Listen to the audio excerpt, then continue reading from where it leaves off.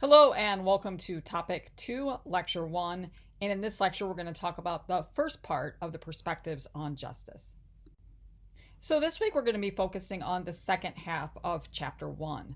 And in that second half of Chapter 1, you're going to be learning about the 6 justice perspectives.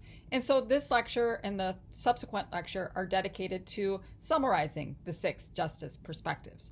In this lecture, we're going to take a look at the crime control perspective, the rehabilitationist perspective, and the due process perspective. And in the next lecture, we're going to look at the non-interventionist perspective, restorative justice perspective, and the equal justice perspective. Now, this week, we're going to be using these perspectives and applying these perspectives and concepts in this week's discussion. So in this week's discussion, you are going to be assigned a particular perspective, and you're going to be asked to explain how the criminal justice system would operate if it was governed by that particular perspective. It's a fun discussion. I hope you guys have fun with it. Now, I want to encourage you that just listening to the lectures isn't good enough. You need to read the textbook too, because the lecture is an overview of those concepts, but the textbook goes into much more detail. All right, that's what we've got on the docket for this week. Let's go ahead and get started. Now, as we're learning about these 6 perspectives this week, I want you to keep in mind a couple of things. And one thing I want you to keep in mind is what we consider to be the goal of the criminal justice system in the United States. And I think as you're looking at each of these perspectives, I think you're going to see that there's some shared understanding of what the broad goals of the criminal justice system are. And that broad goal is to maintain safety and order by preventing behavior that threatens society.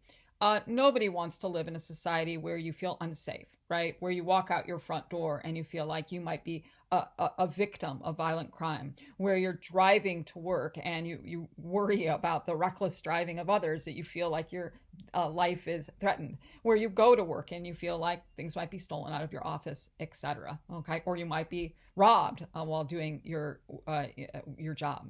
And so broadly, these perspectives share the belief that the criminal justice system should maintain safety and order and to prevent behaviors that are harmful to society. But the thing is that how to best achieve these goals differs depending on the perspective and beliefs that we hold about the criminal justice system. So in many ways, these 6 perspectives you're going to be learning about are sort of worldviews about the criminal justice system and how it should best achieve that main goal. For example, that there's disagreement you're going to see in these perspectives about what is the best way to prevent threatening behavior. The crime control perspective thinks the best way to prevent threatening behavior is to harshly punish those who break the law. Others, like the rehabilitationist perspective, basically says, well, why don't we create conditions that don't create criminals, but create conditions where people don't want to engage in harmful behavior because they've got a good education, that they have a good income, and they're not going to turn to criminal or harmful behavior in order to make ends meet. There's also disagreement about what actually poses a threat to our society. I mean, most of these views, all of these viewpoints, obviously deem homicide and some violent assault as harmful behavior that needs to be stopped. But there's disagreement about how about sex work or prostitution, even though it's criminalized throughout the United States. Who's the victim there? Is that really selling one's sexual skills to satisfy, and someone buying those to get that satisfaction? Does that necessarily pose a threat to society? Some might say the same with gambling or even with drug distribution, right? So which behaviors pose threats? The perspectives have different positions on that. And to what extent are we willing to go to maintain safety and order? I mean, of course, the goal is safety and order, but at what cost, right? I mean, look at living in a country like China or Russia. In China, the people who live there are surveilled constantly, and that the state mobilizes against anyone that's deemed, bringing about any disorder. Look at the COVID protests that took place recently in China. Sure, that keeps safety and order, but it's very costly. It diminishes human rights, and it actually might do more harm than good. So keep that in mind as you're learning about these different perspectives, because these perspectives on justice help us answer these questions, and it also helps us see the differences between these perspectives. I think what you're going to find as you're learning about these 6 perspectives is that given the complexities of the criminal justice system and the goals of the criminal justice system, no one view dominates, right? I think that you're going to find yourself embracing or finding, important points from all of 6 perspectives: crime control, rehabilitation, non-interventionist. And so keep that in mind as you're learning about these perspectives. I just want to go ahead and draw your attention to the concept summary graph that's on page 30 in your textbook. You want to take a look at this. Let me put my magic pen on here. You'll want to take a look at this little wheel because it's a nice summary of the 6 perspectives. And this alone is not enough to understand the complexities of this and the details of this perspective, but you might want to take a look at this after you read the chapter and before you take the quiz so that you have a good summary of these concepts. Okay, so the first perspective we're going to look at is the crime control perspective. And it's probably the dominant perspective in the United States when it comes to understanding and the worldview associated with the goals of the criminal justice system. Particularly with the recent rise in violent crime, we kind of see a resurgence of this perspective. So let's learn about it. I like to start discussions about the crime control perspective by looking at a quote from James Q. Wilson and his landmark book, Thinking About Crime. James Q. Wilson is really sort of seen as the father of the crime control perspective. And this quote really captures sort of the perspective of the crime control viewpoint. Now, what I want you to do is we're going to read this quote, and then I want you to listen to me reading the quote. And then after I read it, I want you to actually pause the video. And then I want you to get out a piece of paper and a pen, or hopefully you already have it if you're taking notes. And I want you to just look at that quote and after I read it, and I want you to try to translate it into your own words, right? What do these words mean? And what is James Q. Wilson trying to communicate to the reader about crime and criminal justice in the United States? So here's the quote. Wicked people exist. Nothing avails except to set them apart from innocent people. And many people, neither wicked nor innocent, but watchful, dissembling, and calculating of their chances, ponder our reaction to wickedness as a clue to what they might profitably do. Okay, so pause the video right here, and then after you think about this quote and write down what you think it means, join back in. All right, welcome back. So what do you think this quote was trying to communicate to the reader? Well, as you can see that James Q. Wilson sort of puts people in categories. Some people he thinks are just wicked, right? Evil. He acknowledges that there's evil in the world. And as he says there, that when it comes to that wicked people exist, nothing avails except to set them apart from the innocent people, okay? So there's no reforming them, there's no rehabilitating them, there's no teaching wicked people a lesson. They are evil, they do harm, and they need to be put away, okay? In particular, because they need to be away from the innocent people. So he also sees some people as being like incapable of committing crimes or doing bad things, right? That they could be starving and they're not going to go into a grocery store and steal bread, right? Because it's against their morals. They're good, innocent people. But for James Q. Wilson, most of us aren't wicked. Most of us aren't innocent. But as he says, and many people, neither wicked nor innocent, but watchful, dissembling, which means that you're like hiding your true motives, and calculating of their chances, ponder our reaction to wickedness as a clue to what they might profitably do. So most of us are basically watching. We're watching society. We're like, okay, when somebody does something evil, bad, wicked, what happens to them? Do they get caught by police? Are they, sentenced harshly to many years in prison, right? Or if you engage in evil acts, is it possible that you're never going to get caught, or your chance of getting caught are low? And even if you do get caught, your punishment's not going to be that great. So what James Q. Wilson says is that many people look at how society treats wickedness, and if wickedness is treated not very harshly, then we say, hey, what can I most profitably do? What can I get away with? Can I steal? Can I hurt somebody that I'm angry at? If I can get away with it, I'm going to do it. But if I feel like I'm going to get caught, I'm not going to do it. And so many people are waiting from cues from society about how wickedness is treated in order to decide what actions they should take, how they should behave in society. And this quote just totally summarizes in a nutshell the crime control perspective. So based on those assumptions that are outlined in that quote by James Q. Wilson, we get a good understanding of what the crime control perspective is. For the crime control perspective, they think the main focus of the criminal justice system is to prevent crime through criminal sanctions, okay? You commit a crime, you're going to get punished for it, okay? That's what the focus should be on. For the crime control perspective, what they say, well, why do people commit crimes? And what they say is that criminals, like all other people, are rational actors. That basically criminals engage in a cost-benefit analysis. And they basically say, okay, if I commit this crime, what am I going to get? What are the benefits that I get for it? But if I commit this crime, what are some of the costs of engaging in that crime?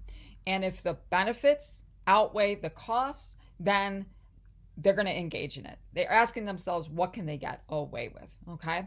And so people commit crimes because they're rational. And if the benefits outweigh the costs, then people are going to commit crimes. So from the crime control perspective, what's the best way to prevent crime? Well, the best way to prevent crime is to increase the cost associated with engaging in harmful and criminal acts. And so from that perspective, the crime control perspective says one way to prevent crime is that the response to crime should be swift, certain, and severe, right?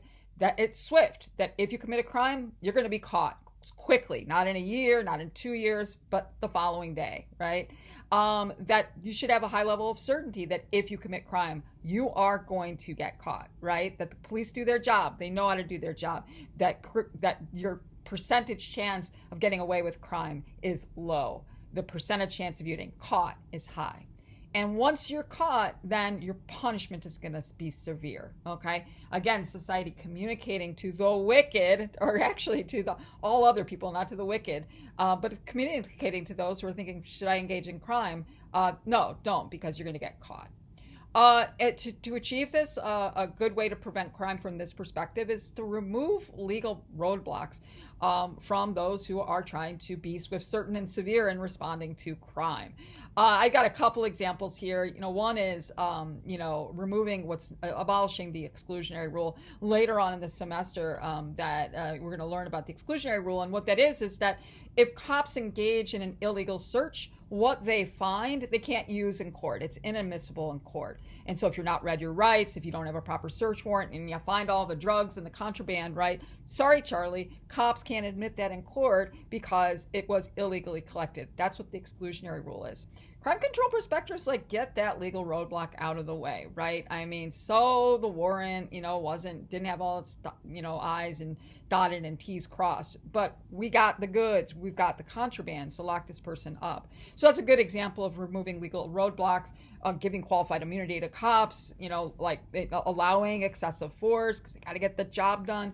Those are, things that the crime control perspective might be comfortable with because they want to be swift, certain. The next perspective we're going to be looking at is the rehabilitationist perspective. But before we do that, I just wanted to say I kind of got cut off on the last slide. And I just wanted to draw your attention to that there are a lot of criticisms of the crime control perspective. So make sure that you read about those in the textbook. One major criticism is that most criminals don't seem to be in their right mind, that they're not capable, at least at the time of crime commission, of engaging in an actual cost-benefit analysis, being rational actors. That might be because of impairment due to alcohol or drugs, also because of mental health issues. So make sure that you read about the criticisms of the crime control perspective within the textbook. So let's move on to perspective 2, which is the rehabilitationist perspective. Now, we started with the crime control perspective because it is the dominant perspective in the United States, at least since the 1980s and 90s. But in many ways, the crime control perspective was a reaction to the dominant viewpoint in the 1960s and 70s. And that dominant viewpoint was the rehabilitationist perspective. And so, really, the rehabilitationist perspective comes first, and then the crime control model or perspective is a reaction to the rehabilitationist perspective, because there was a sense that it did not effectively address crime. That being said, let's just take a look at it like we did with the crime control perspective as well. So for the rehabilitationist perspective, that its main focus is addressing the social and economic conditions that cause crime, and also treating and caring for people who commit crimes. From this perspective, the rehabilitationist perspective does not think people are born criminals, but rather they think that society kind of creates criminals, and that they create criminals because there is a breakdown within our social fabric, and there's also a breakdown within our economic conditions, okay? And so that if somebody is raised in a family, a dysfunctional family, where the parents aren't around, or there's maybe only one parent and they're too busy to actually mind after their children, that can have an impact on whether or not somebody chooses to engage in criminal behavior. Same with failing economic conditions. If economic conditions are poor, people can't find jobs, then they're going to turn to crime, okay?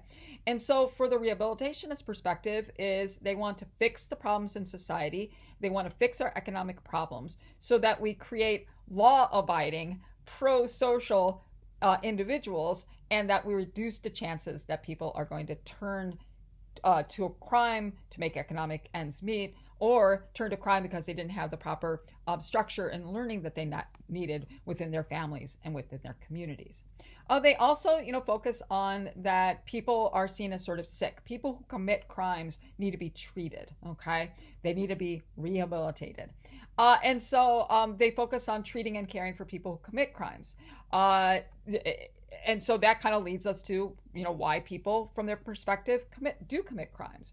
Well, they commit crimes because of mental health problems, because of substance abuse problems, and also they commit crimes because it's an expression of frustration and anger that's created by social inequality, right? And so that if you live in a community where your education system doesn't work, you go to school, but you're still not able to get the skills you need to get a good job. Even if you get those skills, you can't find a good job in your community or even more broadly. You're going to get frustrated, angry, and that you're going to basically turn to crime.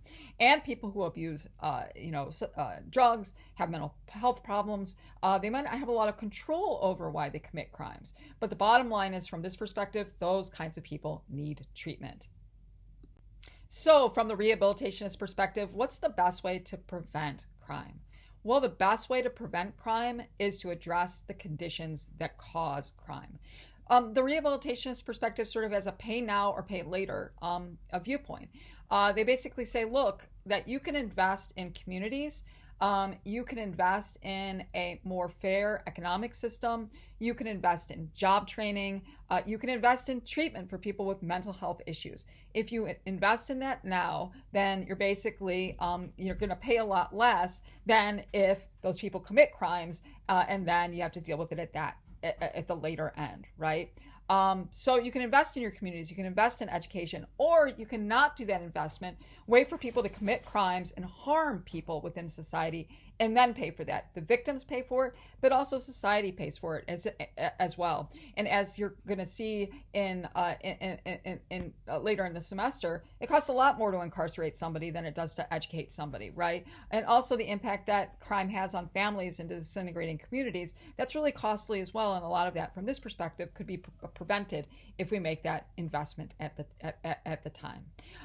So you address the conditions that cause crime, but you also treat the offender. And in other words, you give offenders the tools that they need to get better. And those tools can be a lot of different things. That treatment isn't necessarily like, drug counseling or drug treatment, but it can be education. Give people the education they need to better their lives. Give people the job training that they need to better their lives. Invest in communities so that people feel like they don't get as frustrated living in a community that seems to be deteriorating, and then that gives people the tools they need to improve their lives. Okay, and so that in a nutshell is the rehabilitationist perspective. Obviously there are a lot of criticisms of this, so make sure that you read about that in the textbook. And this brings us to the last perspective that we're going to be learning about in Lecture 1, and that's Perspective 3, the due process perspective. And while I find something useful about all 6 of these perspectives, I think I would say that maybe the due process perspective is the one that I feel most aligned with, maybe because I teach civil liberties and I'm really concerned about like individual freedoms as outlined in the Bill of Rights. And you're going to see that the due process perspective is all about those sorts of civil liberties. In order to understand the due process perspective, we have to know what we mean by the term due process. So what is due process? Well, due process is the requirement that legal matters must be resolved by established rules and principles. And as it relates to the criminal justice system, that when it comes to criminal matters, that there must be known rules and principles that are used and applied consistently to all of those who are accused of crimes. It's easy to fight crime in a non-democratic country, in an undemocratic country. And that's because people who live there don't have any civil liberties. They don't have any individual rights. Those countries do not follow due process. They can search you. They don't need a warrant. They can hold you without a trial. They can punish you in a cruel and unusual way. They can have an unfair a trial court system. That's not the case in a democratic country. And the due process perspective, really, that's the center of what they believe. That for a democracy to truly be a democracy, that we need to have the rights of the criminally accused protected, and that we also need to, enumerate those, list those in our Constitution. And that's what we basically have. That in the United States, that from this perspective, from the due process perspective, they focus on procedural fairness. In other words, that they want to make sure that the protections, the due process that's outlined in the Constitution is followed and applied in a non-discriminatory manner. Okay. And so I teach civil liberties, and the Bill of Rights is the first 10 amendments to the United States Constitution. And nearly half of the Bill of Rights, the Fourth Amendment, the Fifth Amendment, the Sixth Amendment, the Eighth Amendment, and really the Seventh Amendment to a certain degree, deals with due process and the rights of the criminally accused. And that's because our framers knew that if we didn't have those established, it would really be easy for our country to, not be a democracy, but actually become an authoritarian sort of regime. And so the due process perspective really wants to make good on the full application of those civil liberties that are associated with those who commit crimes. And so they want to make sure that that people are not subject to unreasonable searches and seizures, that they can remain silent, that they have the right to an attorney, they have a right to a speedy trial, they have the right to not be punished in a cruel and unusual manner. And all of these things we're going to learn about over the course of the semester. From a due process perspective, their main focus isn't on why people commit crimes, right? Not like the rehabilitationist perspective or the crime control perspective. It's not their main focus. But they do say that maybe the reason people commit crimes is if they have a lack of trust in the criminal justice system. That, as it says there, lack of trust in the criminal justice system really could jeopardize the social contract, right? That in a democracy, we basically say, okay, here are some rules that we follow, and that here are the rights that you have. If you as a citizen don't follow those rules, then we empower the state to crack down on you and to hold you accountable. But when the state does that, it needs to follow a particular rules and procedures, due process. And so when due process isn't followed, and when it's applied in a discriminatory way or in a partial way, People lose trust in our democracy. People lose trust and think that the social contract doesn't matter. Cops don't follow the rules. Why should we follow the rules, right? And so they sort of say, that lack of trust in the criminal justice system, particularly if it doesn't follow due process, could really jeopardize the social contract, because citizens aren't going to follow the rules if they feel like the state doesn't follow the rules. So why is the due process perspective so concerned with the vigorous protection of the rights of the criminally accused? They're concerned about it because they realize that the state is powerful, and that if there needs to be a check on the power of the state, and the due process protections are that check on the power of the state. Our framers were really concerned that if we didn't tell government what it couldn't do, it would do it, right? And the guarantees in the Bill of Rights are basically telling the state what it can't do as it relates to the prosecution of crime. And you need to have this necessary check on the power of the state because from this perspective, that they recognize that the government is mighty and that the individual is weak. When you think about crime and prosecuting crime, the state has a lot of resources on its side, right?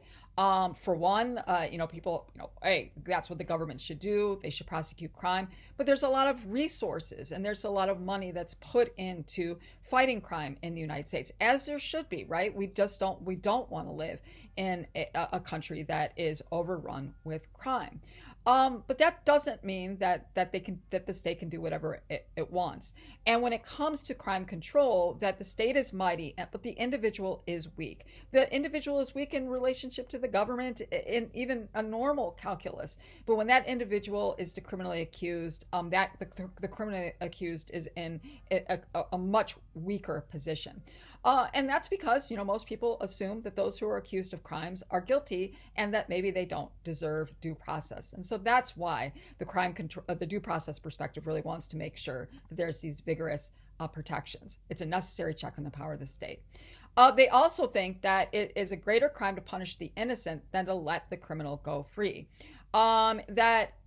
It's easy to fight crime when you don't have due process protections in place, but it's also easier to convict and sentence and punish those who are not criminals, those who are innocent, without those due process protections. And so from their perspective, convicting one innocent person of a crime because they didn't get their due process protections is really, a negative aspect of living in a democratic society. And as we know, innocent people are convicted, they're sentenced, and they're sometimes even sentenced to death in the United States. So that's another reason why they are so concerned with due process. And also they're concerned with the vigorous protection of the rights of the criminally accused, because when due process is used and followed, that we have more confidence in the outcome. That if you have the right to be free from unreasonable search and seizure, if you have a right to remain silent, if you have the right to a fair jury trial, if you have the right to counsel, then when you are convicted and sentenced and punished, then we know that due process was followed. We have a higher level of confidence that the person who is accused and convicted and sentenced was actually the person who committed that crime. And so that's why the due process perspective is so concerned with the rights of the criminally accused. All right, thanks for listening, and I'll talk to you again soon.